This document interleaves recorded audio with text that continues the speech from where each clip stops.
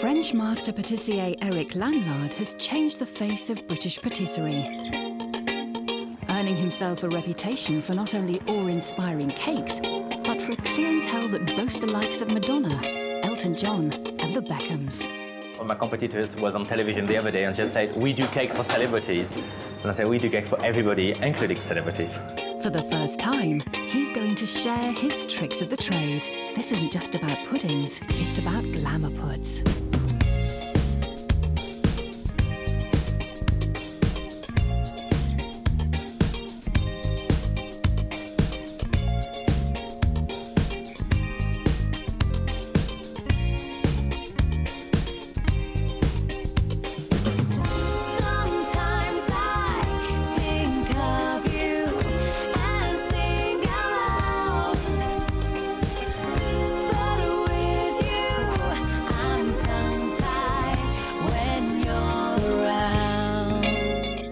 There's nothing quite like the smell and taste of a freshly baked cake.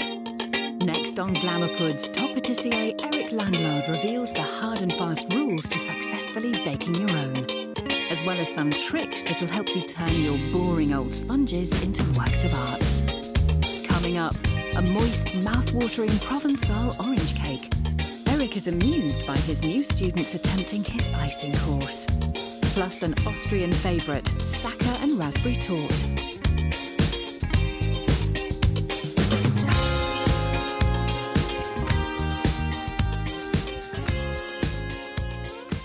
As I've been nicknamed Cake Boy for so many years, I thought it would make sense to have a show just on cake, proper cake.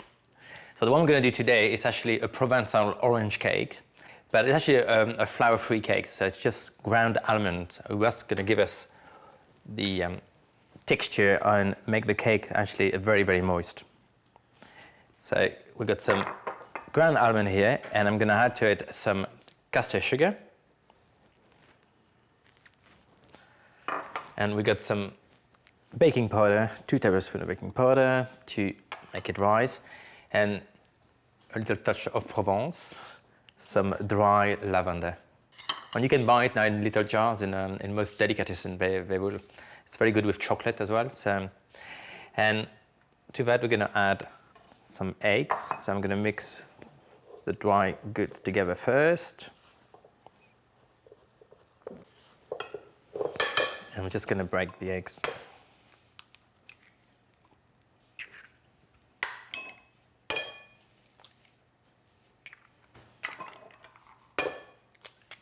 It's actually a nice cake, you know, to serve as a kind of pudding if you're going to go picnic in the summer. So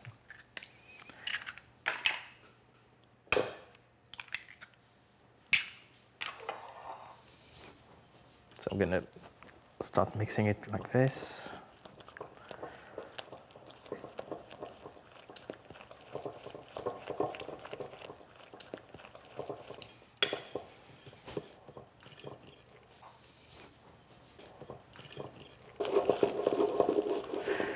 But a lot of recipes from the south of France, cake-wise, got flour, ground almond instead of flour inside, so they're really based with almonds.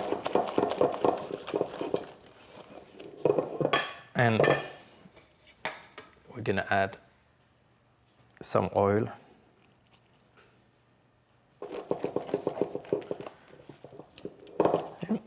And we're going to add the zest of oranges. Grate the orange zest into the mixture as well as 1 lemon. So we're just going to mix it well. And that's going to go in our springform tin. This one is non-stick one, so I don't need to grease it, but if you use a regular tin, just put a bit of butter on it, and the whole mixture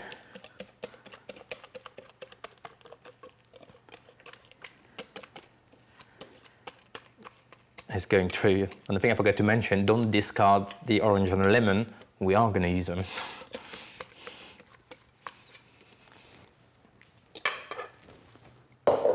Yeah, that's going to go in the oven, and it does take a little while to cook. Warning. Bake the cake for 45 minutes at 180 degrees. Next, to make the orange syrup, juice some oranges. Add cloves and a cinnamon stick. Stir and bring to the boil. What a lovely combination of flavors. It's delicious. So we're just going to release the cake. It was cooled down and from our tin. And just lift it up from slightly.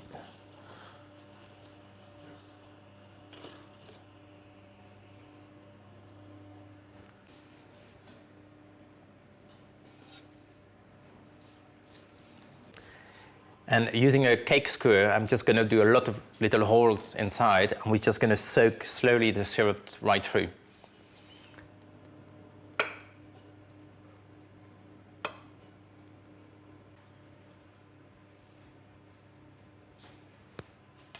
Yep.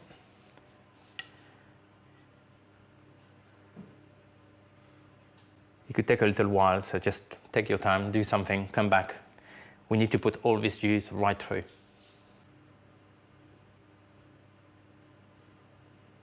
So all the syrup is gone in now, and I'm just going to decorate it with a few thin slices of orange.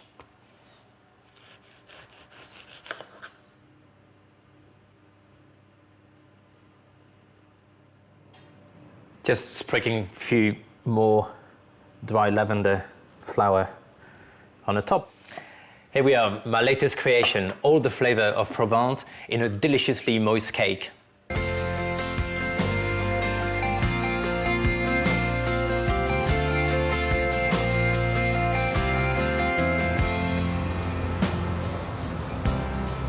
Farmers markets and food fairs have popped up all over the country in the last few years, even in the capital. They offer fresh food straight from the producers. As well as the obvious benefits in terms of cutting down on food miles, Eric sees this as part of a culture change. See, when I came to this country 18 years ago, the food was okay. You know, you could eat, and it was, we were not on rations. But what a transformation since, almost like a revolution.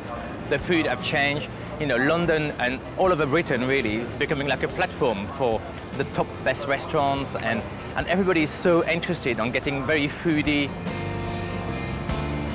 His patisserie and bespoke cake service is based in South London, and Eric is keen to try and source as many of his ingredients within the M25 as possible. Yeah, I like honey. I like cooking with honey as well, so it's a good thing to do a lot of cakes with them. So try this one is very popular for desserts. Which kind of honey is that? That's from lime trees. Lime trees? Not citrus lime, tilia. Okay. Yeah. Very good. We have one or two chefs who like the lime honey.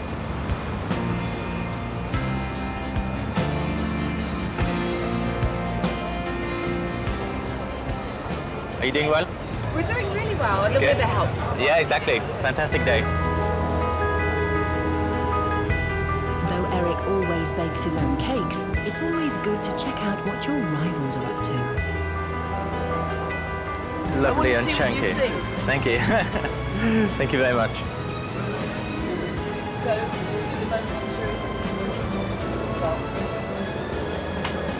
it's very nice.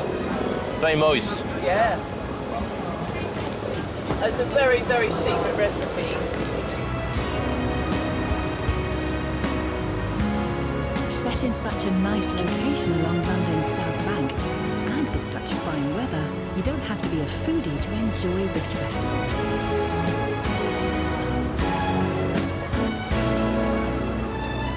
People are so interested, and people want, they want to know where the food come from, and where the ingredients come from, who produce them, and they want organic, and they want, even the supermarket are on the roll now. You really can get everything. I mean, it's been such a transformation compared to what it used to be, and people are happy to sit on a Sunday morning to learn from chefs, and the chefs are prepared to share their secret as well. So it's very exciting for everybody, and and let's carry on, and I hope it will carry on. I'm sure it will. I'm sure it will.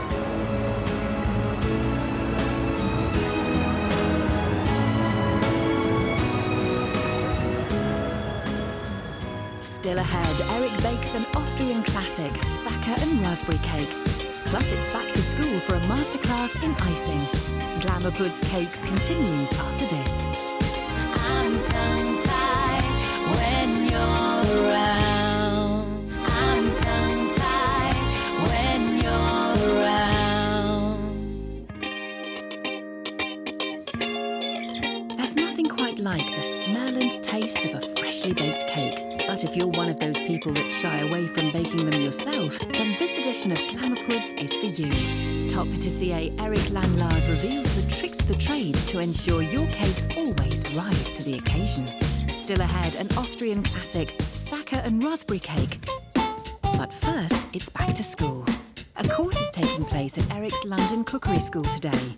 This one's about how to make your cake stand out in a crowd. It's decoration and icing.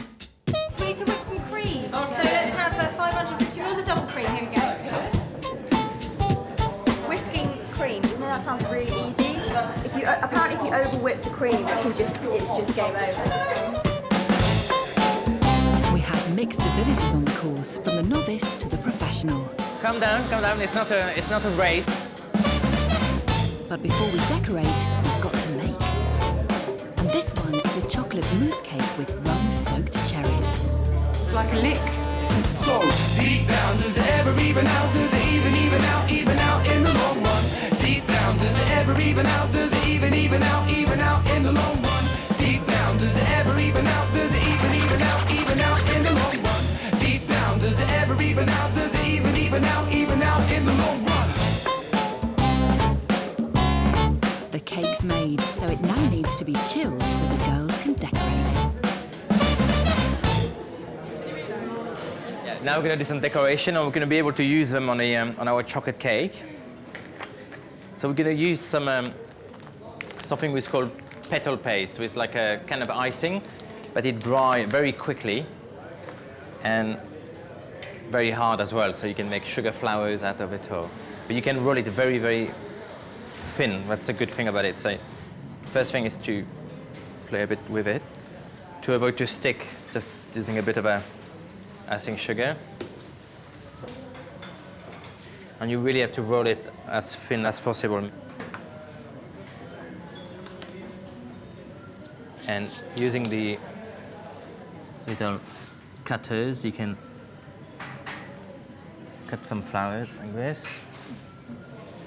And with the foam, the whole idea of the foam is so you push it in, and using this, you can do like this. So if you do a whole selection of flowers, and the same with the leaves. The girls are all desperate to start. Will they go for a postmodernist minimalist look, or more for the elaborate, fussy floral design? Isn't life a struggle, getting in the mud? Can't afford the tissue to wipe all the tears. What about a mortgage? Should she get a mortgage? That's quite a simple way to do it, isn't it? What decisions can you make up your mind? Do you have a vision? Are you leading the flight? Out of the freezer, and the wait to decorate is nearly over. Okay, I got some chocolate glaze here. What decisions can you make up your mind? Do you have a vision? Are you one of a kind? What decisions can you make up your mind? Do you have a vision? Are you one of a kind? What decisions can you make up your mind? Do you have a vision? Are you one of a kind? What decisions? You were all a bit worried at the beginning, because some of them were a bit bulgy or not that flat, but you managed to, make them back to level. And I'm just going to give you a bit of feedback on each of you. I'm not going to be nasty, I promise you. So, yep, very good here. You decided to go just for the leaves, the ivy leaves, and keep no colours, but it look great. Nice little butterflies going on the side. Nice as well. Keep it very simple. Okay, and Jenny, obviously you went for the bling. Absolutely. Silver glitter on a kind of minimalism, Damien Hirst maybe inspired cake. But no, very nice as well. The same with yours, very, I can feel the professionalism there. You just went for the out of center and just very neat, very, very neat. Lovely colours. Thank you. Very colours. No, you look very sweet, very nice. And this one I probably have to be one of my favourite cakes. Actually, it could be like a top tier of the wedding cakes. But they're all very nice. Like I said earlier, you all managed to put it back together. Even the mousse who wasn't that moussey at one stage. Who will have guessed? Thank you very much. You've all been very good. Thank you. Thank you. With the icing course in the piping bag, Eric leaves the shop and heads home to prepare a deliciously decadent Sacher and raspberry cake. Another cake, and what a big classic, Sachertorte from the Hotel Sacher in Vienna. But my own version, no apricot jam this time, a bit boring to be honest. I'm going to replace it with fresh raspberry soaked in raspberry alcohol. So to start, we're going to make a ganache. I got some dark chocolate here and some double cream. So let's make our ganache. Add cream to a pan and heat. Then pour the cream over the chocolate and stir until melted. Then for the sugar syrup, add water and caster sugar to a pan and heat. So we got our ganache, we got our sugar syrup, and we're gonna add to the sugar syrup some framboise with some French name for raspberry alcohol. So again, adding the alcohol to it. And to build our cake, got a mousse ring, and I got 3 layers of chocolate sponge. So we're gonna put 1 layer at the base. And with a brush, I'm just gonna soak it very well with the syrup.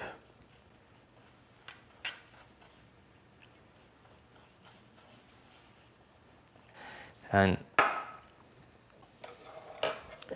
I'm going to put 1 ladle of ganache.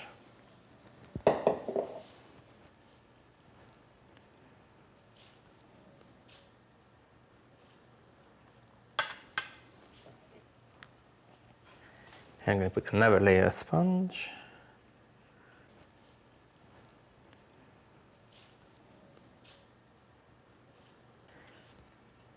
And more syrup.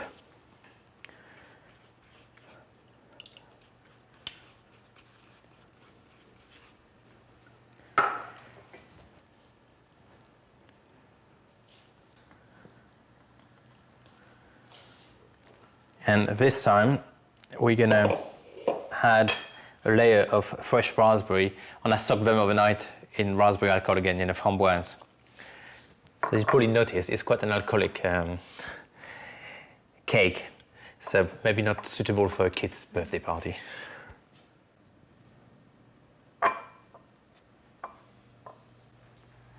Did the original Sachertorte have alcohol in it?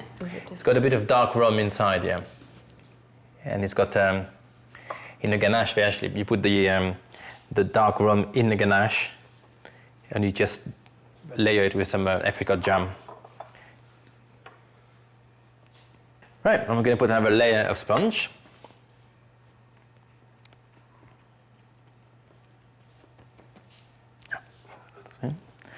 And more syrup.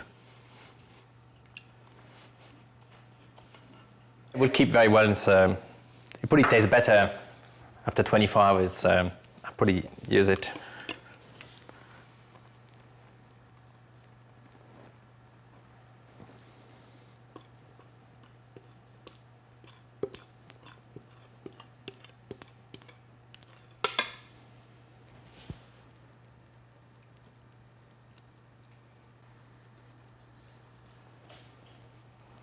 Here we are.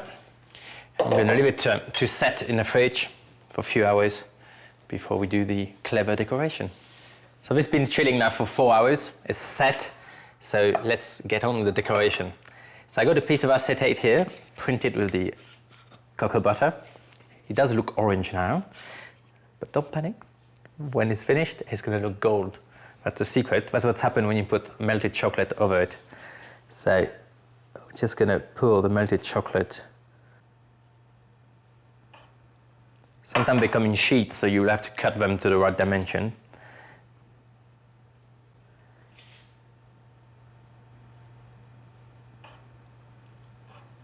Like this. And just going to lift it.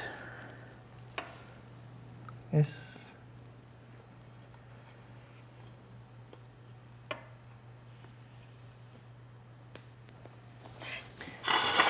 And I got some little chocolate shaving here. That could be easily done by just spreading some chocolate on top of the marble and just scrape it up with a palette knife.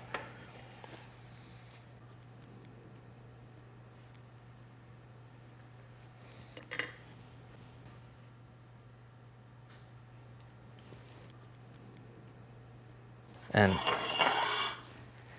few raspberries.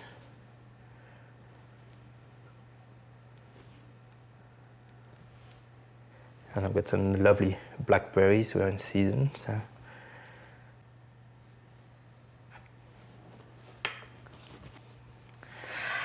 Here we have my own version of the old classic Sachertorte, and I think mine is much better.